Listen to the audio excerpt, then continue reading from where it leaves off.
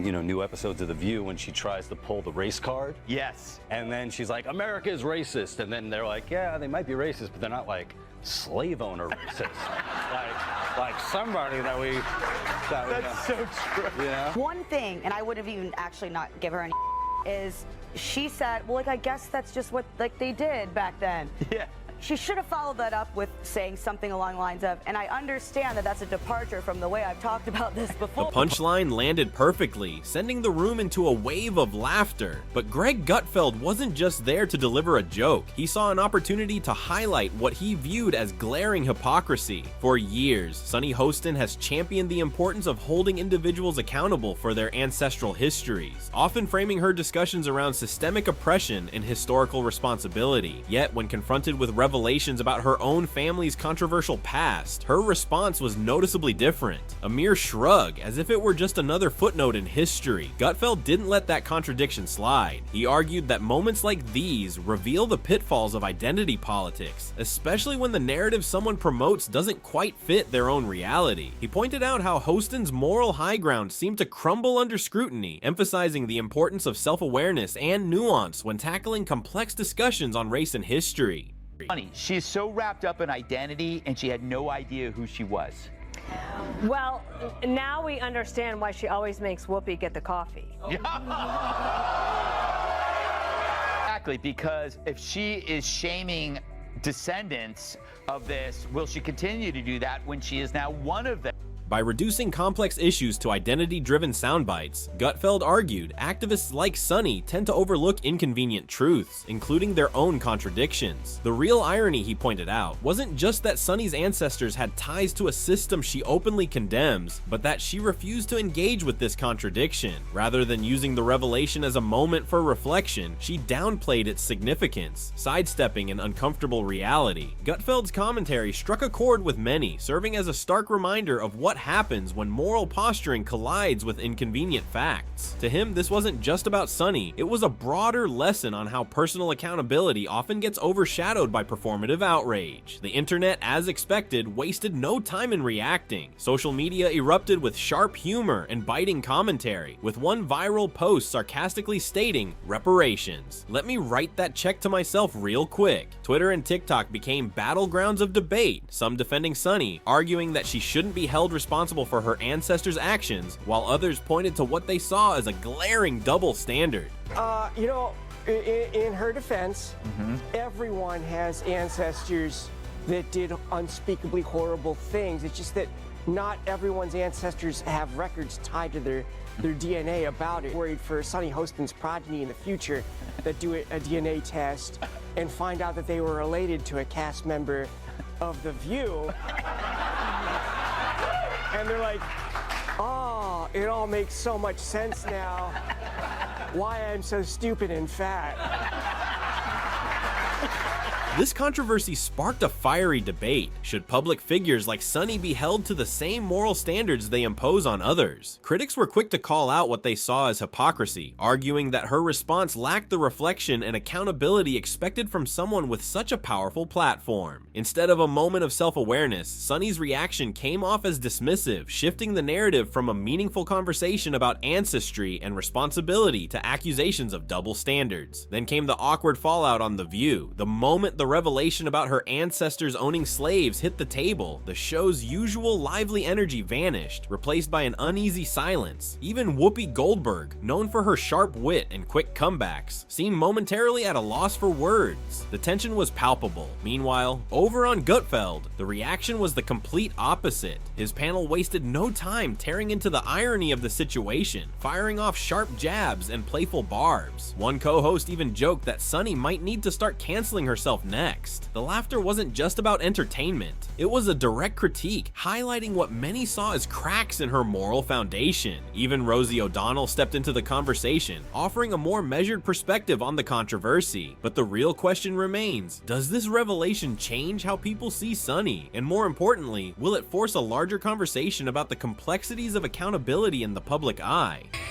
Guess there's nothing worse than to find out you're a white woman. She's so disappointed. It's really disappointing. Her mother was white. Oh my The god. shame. Oh my god. The horror. History, and finds out that this is fantastic.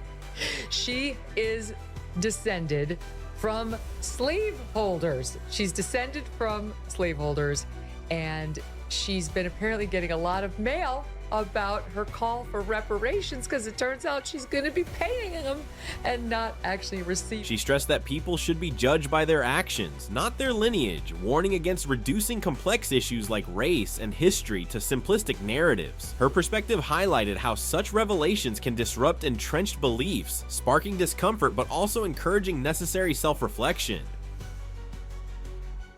Reactions to Sunny's response were sharply divided. Some saw it as a chance for genuine accountability, while others viewed it as yet another instance of identity politics unraveling. No matter where people stood, the controversy surrounding her remarks was impossible to ignore. What could have been a moment of introspection for Sunny instead turned into a heated debate over her perceived inconsistency, and her reluctance to confront uncomfortable truths about her own past. This entire situation serves as a stark reminder: no one's history is without contradictions, but it also raises an essential question. If you demand accountability from others, shouldn't you hold yourself to the same standard? Whether Sunny chooses to tackle this issue head on or sidestep it entirely, how she navigates this moment could define her legacy. Search out the View hosts, among the dumbest people on television. Sunny's dumb.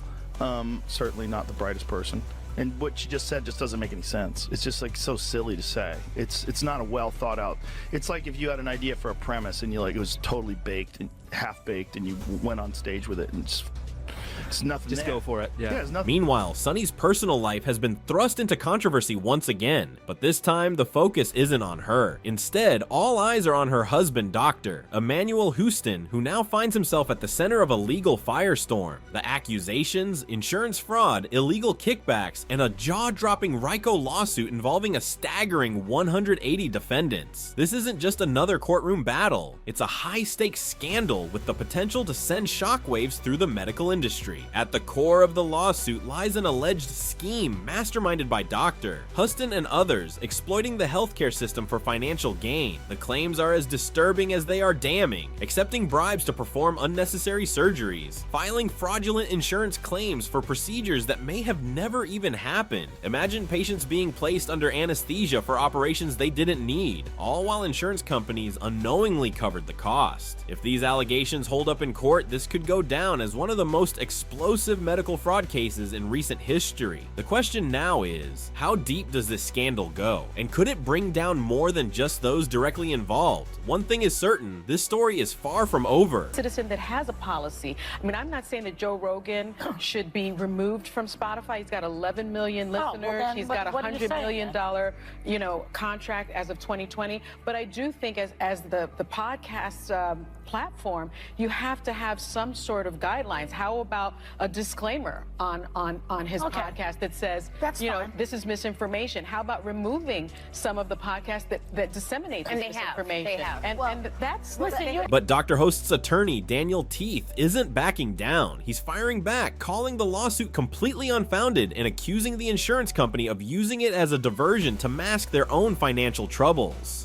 What started as a legal dispute has now erupted into something far bigger, and here's where things take an unexpected turn. This controversy has a direct link to Sunny. New revelations suggest she may have been well aware of her husband's questionable financial dealings all along. Enter Joe Rogan. The podcast powerhouse wasted no time calling out what he sees as blatant hypocrisy. He pointed out that while Sunny frequently criticizes others for their medical takes, she's remained noticeably silent on the legal mess surrounding her own family. Rogan's remarks only added fuel to the fire, raising serious doubts about Sunny's credibility. Now, she finds herself in an impossible position, trapped between the public image she's carefully built and the legal storm that threatens to dismantle it. But this story isn't just about a lawsuit anymore. It's about the truth behind public figures and the facades they maintain. As layers of drama continue to unfold, all eyes are on Sunny. Will she address the controversy head on, or will her silence speak louder than words? And just when you thought the headlines could couldn't get any wilder. Another controversy takes center stage. This time, it has nothing to do with The View or heated political debates. Instead, it's country music icon Carrie Underwood making waves with her decision to perform at the presidential inauguration, a move that's sending shockwaves across the entertainment world. Understand how you say you love your country at the same time as you normalize this convicted felon. The beloved country music superstar, known for her raw talent and drama-free career, suddenly found herself at the center of a cultural firestorm.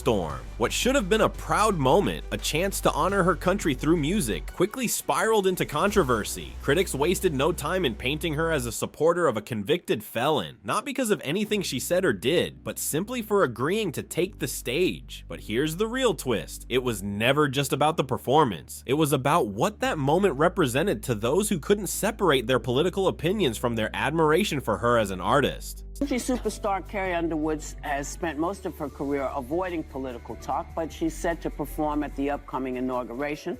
She said in a statement that she's doing it because the country must come together in the spirit of unity and look to the future. And lots of her fans aren't thrilled about it, but lots of her fans are. So let's put this in perspective here. What do y'all think?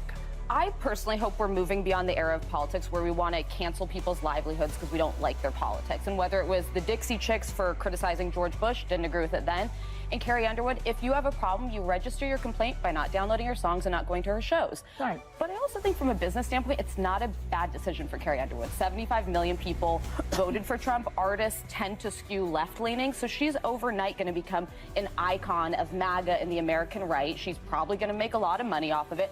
So I get why she did it.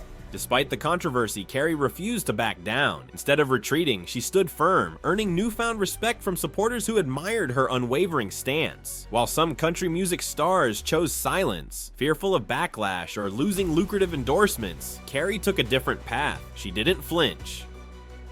Naturally, The View wasted no time weighing in, accusing Carrie of normalizing a convicted felon simply for performing America the Beautiful. But here's the catch. There's no felony conviction, just outrage. The hypocrisy in certain media circles was impossible to ignore, especially when it became clear that Carrie's choice was nothing more than an act of patriotism. Her story serves as yet another example of how cancel culture often operates on double standards. But in the end, the outrage was temporary. Carrie's success wasn't. Her albums continue to dominate the charts, her concerts remain sold out, and her influence in the industry only grows stronger. While critics have already moved on to their next target, Carrie stands unshaken, proving that staying true to yourself isn't just admirable, it's the key to a lasting legacy.